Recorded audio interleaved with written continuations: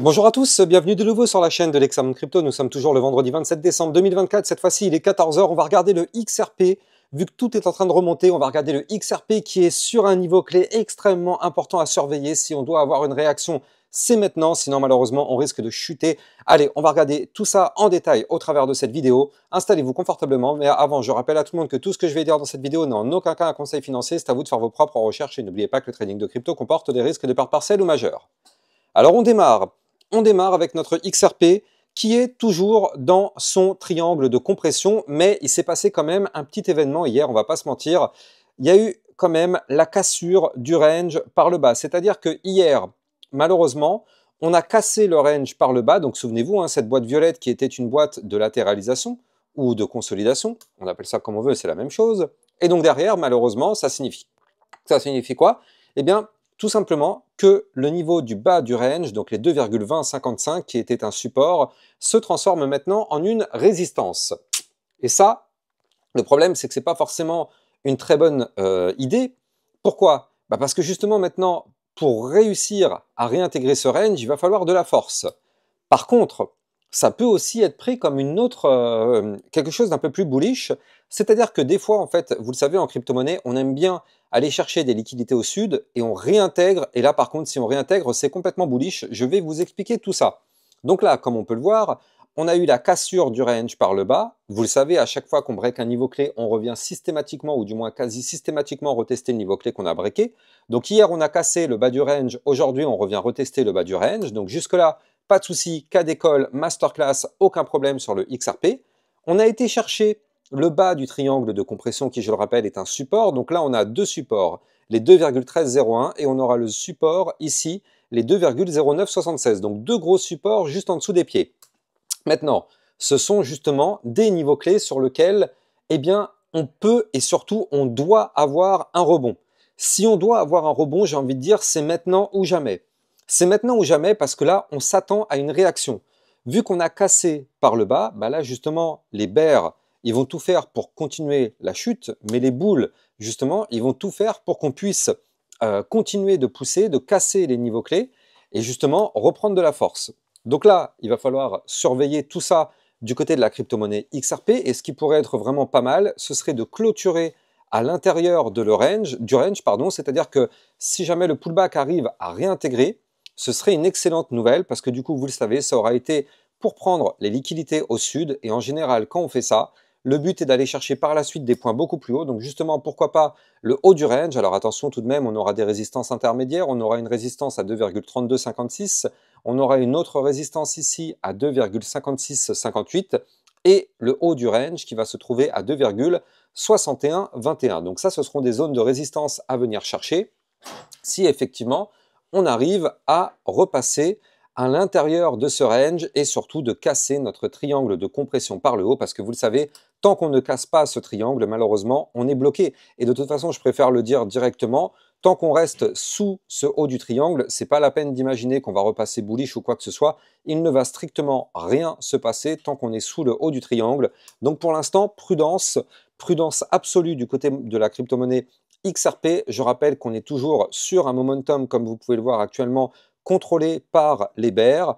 Pour l'instant, eh bien, ce sont toujours eux qui sont dans le contrôle. Ça descend un tout petit peu, mais ça reste quand même très très très discret. Donc pour l'instant, ce sont eux qui contrôlent tout. Donc prudence, tant que ce momentum n'est pas inversé, il faut toujours rester très prudent. Par contre, du côté des indicateurs, notamment le RSI, on est quand même revenu rechercher des points très intéressants. On est revenu rechercher la neutralité à 51. Donc là, on est plutôt pas mal. Mais ce n'est pas terminé. Il y a encore des choses très intéressantes à regarder. Mais avant ça, je rappelle que vous pouvez me suivre sur Twitter pour recevoir toutes les news, toutes les actualités crypto, tout ce qu'il faut savoir sur l'environnement crypto. Le lien est en description de vidéo. Et n'hésitez pas, si vous aussi vous voulez recevoir encore plus de vidéos, vous avez le club Lexa Rocket. On a vu tout à l'heure la crypto RSR. On avait aussi vu ce matin la crypto, le LDO, donc le Lido Token, mais encore plein d'autres vidéos. Et on voit aussi des potentiels crypto pépites dans le club. Le lien est en description de vidéo. Alors, du côté de la crypto-monnaie XRP, donc on continue, effectivement, on voit que du côté des bandes de Bollinger, là, ça s'est quand même pas mal resserré. Donc ça, c'est une excellente nouvelle. Ça veut dire qu'on s'attend à un mouvement volatile.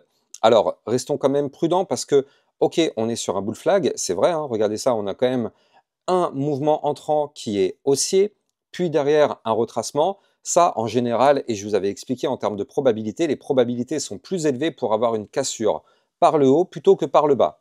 C'est qu'un jeu de probabilité, ça ne veut pas dire que ça va casser par le haut, ça veut dire que les probabilités sont augmentées pour une tentative de cassure par le haut. Maintenant, malheureusement, on pourrait aussi y voir une sorte de Bart Simpson avec le pump, le retracement. Ça derrière, attention, si on break par le bas, ça nous forme le Bart Simpson et boum, vous l'avez compris, on reviendra rechercher les 2,0976 $, voire même pourquoi pas les 1,96 $, ou encore les 1,90 $, voire même les 1,76 $. Donc attention, prudence pour l'instant. Nous sommes quand même dans une configuration plutôt explosive, on va pas se mentir.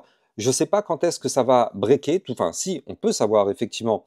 Là, si on prolonge effectivement ce triangle de compression, il y a encore la place pour mettre 8 bougies, donc encore 8 jours. Donc on patiente, on sait que là, dans les 8 prochains jours, on va avoir soit une cassure par le haut, soit une cassure malheureusement par le bas, ce qui serait vraiment très dangereuse. Mais là, en tout cas, dans les 8 prochains jours, on aura un mouvement de sortie. Alors ça peut arriver avant, alors ça peut aussi arriver bien après. Si on décide de faire une sorte de latéralisation, ok, on va breaker par le haut à un moment donné, mais derrière, ce ne sera pas pour exploser, ce sera tout simplement pour poursuivre la phase de latéralisation, et ça, malheureusement, bah, c'est aussi une éventualité. On ne sait pas qu'est-ce qui va se passer, on n'a pas de boule de cristal, on ne peut pas prédire le futur, mais en tout cas, il faut effectivement mettre sur la table cette éventualité. Même si, en général, ça a tendance à casser avec de la puissance, il y a toujours cette possibilité de casser mais de latéraliser. Donc voilà, comment dire, les solutions sont sur la table. Soit dans les 8 jours, on break par le haut, boum, on pump et on va chercher les résistances que je vous ai données. Soit malheureusement, on casse par le bas et là, effectivement, prudence, on risque d'avoir une chute. Soit, eh bien, on va effectivement continuer de latéraliser. J'y crois pas trop quand même, parce que vu comment les bandes de Bollinger sont resserrées, j'avoue que j'y crois pas trop. Mais après, tout est possible, on est en crypto-monnaie, ça, vous le savez. Donc là, du côté de la crypto-monnaie XRP, il faut aussi noter quand même qu'en vue jour, on est malheureusement pour l'instant bloqué. On est sous le ruban de moyenne mobile. Il faut absolument récupérer la zone des 2,2390. Vous le savez, tant qu'on est sous le ruban, c'est pas forcément bon signe. Et il faut aussi noter que là, on a perdu une zone de résistance importante, les 2,2888 $, hein, les 0,618 Fibonacci. Donc bon, prudence, restons vraiment extrêmement prudents. Là, c'est vrai qu'on arrive sur une fin de compression, mais ça va être du qui tout double. Ça va être du qui tout double, même si les probabilités sont augmentées pour une cassure par le haut, mais on va pas se mentir. Là, vu la situation, quoi qu'il arrive, je pense vraiment que soit il y a un pump et que ça peut faire un pump pour aller chercher les 2,7261, voire même les 2,91, ou encore aller chercher les 3,20 $, ou encore les 3,5, soit malheureusement on risque d'avoir un retracement prononcé. Pour moi, je pense qu'il y a un gros mouvement dans tous les cas qui est en train de se préparer, il est sous nos yeux. On verra bien, de toute façon, comme je le dis, on n'a pas de boule de cristal. Je rappelle que cette crypto, elle est disponible sur Binance. Vous avez mon lien de parrainage en description de cette vidéo qui vous permet d'obtenir un bonus à vie sur vos frais de trading. Donc n'hésitez pas à taper dedans. Le lien est en description de vidéo. Du côté du XRP, donc voilà. Là, c'est vrai que on pourrait croire qu'on est sur un moment parfait, effectivement, pour retenter une prise de position. C'est vrai que, mine de rien, on est sur un bon support. On est sur le bas du triangle, et en plus de ça, on est accompagné en dessous par deux supports intéressants. Donc, c'est vrai qu'on est sur une belle zone. Et effectivement, si on rebondit, on pourra dire qu'effectivement, c'était un très joli bottom. Maintenant, comme je vous l'ai dit, il y a toujours cette éventualité de casser le niveau clé par le bas. C'est vrai que c'est quand même extrêmement difficile. Là, j'avoue que je ne sais pas si je risquerais. Moi, personnellement, je ne risquerais pas. Mais après, moi, vous me connaissez, je suis extrêmement prudent, surtout que quand on voit la vue long terme qui est quand même sur un RSI relativement élevé, on est quand même très très haut après cette grosse phase ascendante. Donc bon, c'est vrai que ça peut faire un petit peu peur, mais on est quand même sur un très joli niveau clé. Donc bon, il va falloir surveiller tout ça. Mais quoi qu'il arrive, J-8, dans les 8 jours à venir, on aura de toute façon une solution à ce qui se passe actuellement et on aura une cassure soit par le haut, soit par le bas. On va surveiller tout ça. J'ai plus qu'à vous souhaiter une très bonne journée. N'oubliez pas de liker, commenter, partager. Abonnez-vous à la chaîne YouTube pour recevoir tous les jours 1, 2 à 3 vidéos sur le Bitcoin et les altcoins. Excellente journée à vous. Ciao, ciao.